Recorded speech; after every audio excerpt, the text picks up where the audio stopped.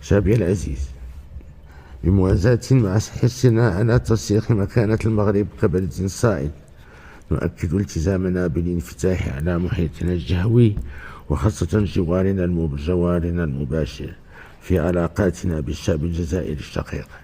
وبصفتي ملك المغرب فإن موقفي واضح وثابت، وأن الشعب الجزائري شعب شقيق تجمعه بالشعب المغربي علاقات إنسانية وتاريخية عريقة، وتربطهما أواصر اللغة والدين والجغرافيا والمصير المشترك.